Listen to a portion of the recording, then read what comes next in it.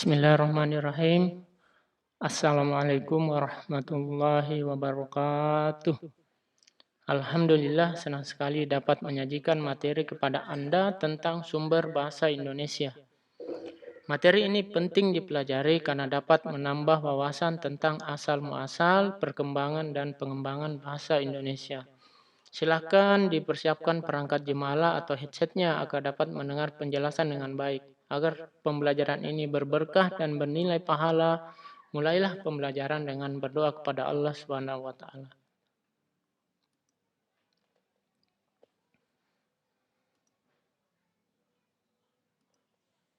Sekarang coba perhatikan foto di atas.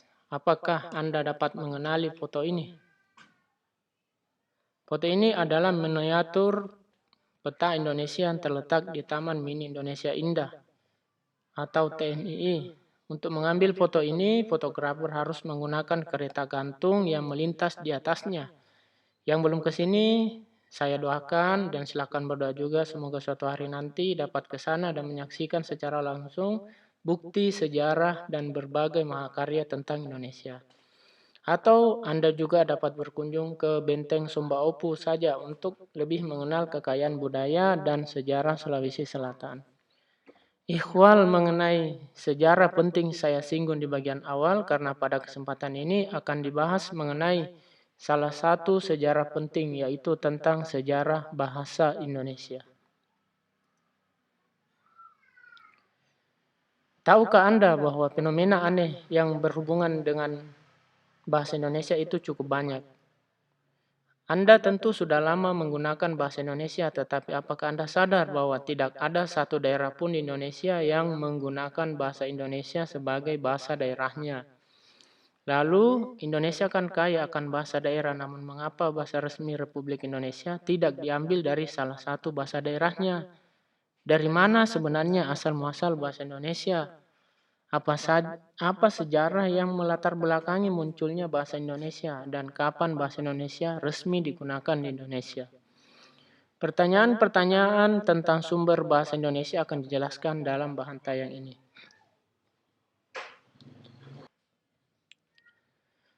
Apabila ingin membicarakan perkembangan bahasa Indonesia, maka harus dibicarakan bahasa Melayu sebagai sumber atau akar bahasa Indonesia yang kita pergunakan sekarang. Bahasa Indonesia tumbuh dan berkembang dari bahasa Melayu yang sejak dahulu sudah dipakai sebagai bahasa perantara atau lingua franca. Bukan saja di Kepulauan Nusantara, melainkan juga hampir di seluruh Asia Tenggara. Bahasa Melayu yang paling populer waktu itu adalah bahasa Melayu Riau. Riau adalah wilayah Indonesia yang terletak di Selat Malaka, yaitu selat yang mudah menghubungkan Indonesia dengan negara-negara lain. Khususnya negara-negara tetangga seperti Singapura, Malaysia, Thailand, dan lain sebagainya, sehingga persebaran bahasa Melayu cepat dan luas. Bahasa Melayu adalah salah satu bahasa tertua di Indonesia yang kehadirannya tampak pada berbagai prasasti yang telah ditemukan, seperti Prasasti Kedukan Bukit di Palembang tahun 683, Prasasti Talang Tuo di Palembang tahun 683, Prasasti Kota Kapur di Bangka Barat tahun 686, dan prasasti-prasasti lainnya. Berbagai prasasti tersebut menunjukkan bahwa bahasa Melayu dalam bentuk bahasa Melayu kuno sudah dipakai sebagai alat komunikasi pada zaman Sriwijaya. Bahkan bukan hanya di Sumatera saja, akan tetapi bahasa Melayu menyebar hingga ke seluruh Nusantara. Bahasa Melayu digunakan sebagai bahasa kebudayaan, bahasa perhubungan, bahasa perdagangan, dan bahasa resmi kerajaan. Bahasa Melayu dengan perlahan-lahan tetapi pasti berkembang dan tumbuh terus menjadi bahasa Indonesia seiring rasa nasionalisme yang semakin menguat. Perkembangannya yang sangat pesat membuatnya menjelma menjadi bahasa modern yang kaya akan kosakata dan mantap dalam struktur. Hingga pada tanggal 28 Oktober 1928, para pemuda bangsa mengikrarkan Sumpah Pemuda yang merupakan naskah putusan Kongres Pemuda Indonesia tahun 1928. Naskah tersebut berisi 3 butir sumpah kebulatan tekad, yaitu Satu, kami putra dan putri Indonesia mengaku bertumpah darah yang satu, tanah Indonesia. Kami putra dan putri Indonesia mengaku berbangsa yang satu, bangsa Indonesia. Kami putra dan putri Indonesia menjunjung bahasa persatuan, bahasa Indonesia. Kongres tersebut diikuti oleh 9 organisasi pemuda yaitu Yong Java, Yong Ambon, Yong Batak, Yong Sumatranen, Bon, Yong Islamiten Bon, Sekar Rukun PPPI, Pemuda Kaum Betawi, dan Yong Celebes. Nah, Yong Celebes ini artinya pemuda dari Sulawesi. Jadi pada tanggal 28 Oktober 1928 ini bahasa Indonesia sudah resmi menjadi bahasa nasional seperti yang terdapat dalam butir ketiga Sumpah Pemuda tersebut.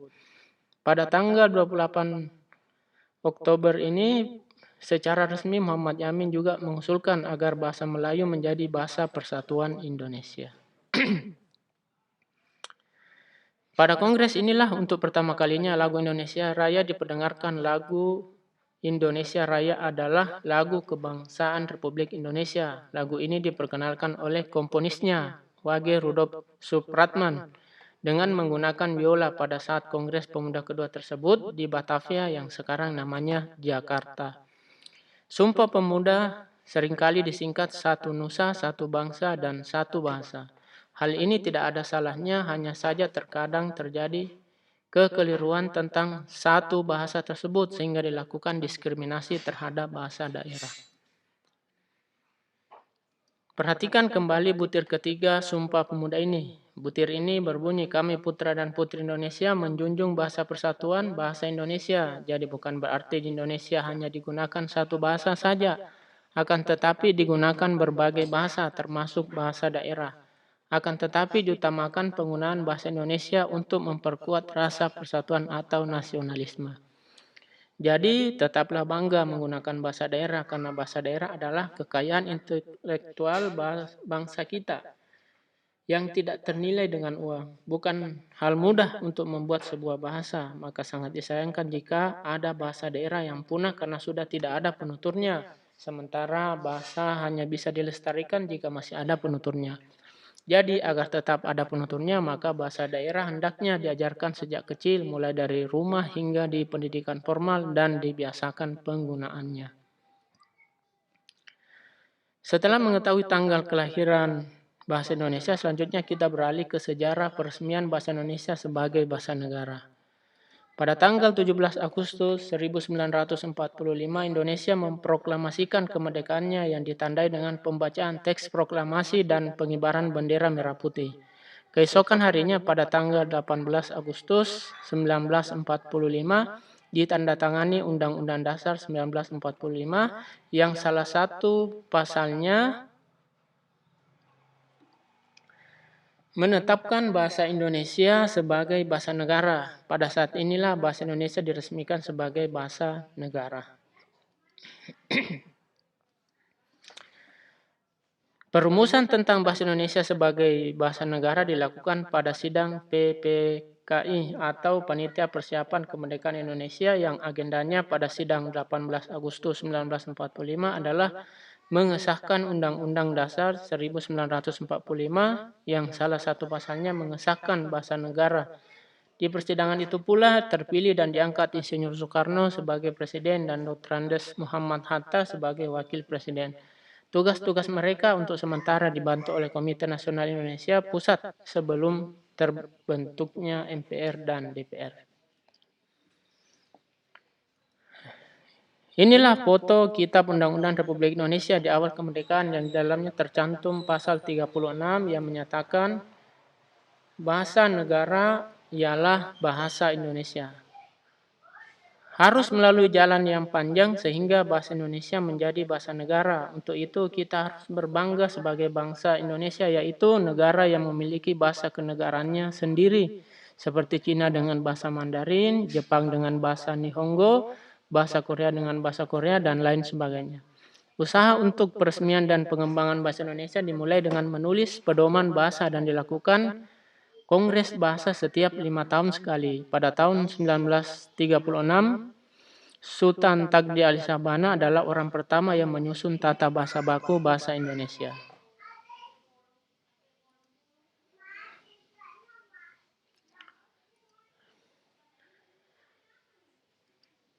Pada tanggal 25 sampai dengan 8 Juni 1938 dilangsungkan Kongres Bahasa Indonesia pertama di Solo.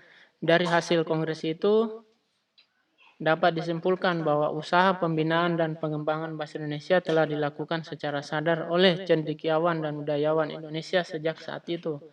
Pada tanggal 19 Maret 1947 diresmikan penggunaan ejaan Republik sebagai pengganti ejaan Pan-Opusan yang berlaku sebelumnya.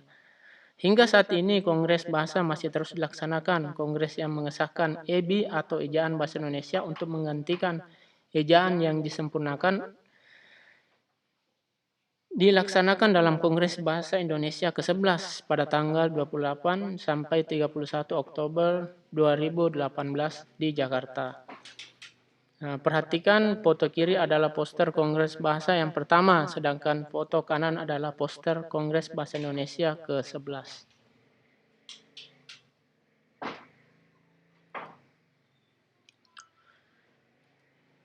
Beginilah gambaran suasana Kongres Bahasa Indonesia yang pertama.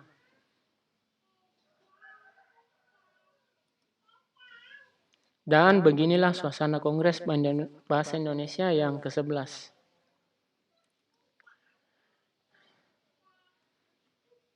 Pengembangan Bahasa Indonesia dikelola oleh Badan Pengembangan dan Perbukuan Kemendikbud Republik Indonesia yang berkantor di Jakarta Pusat.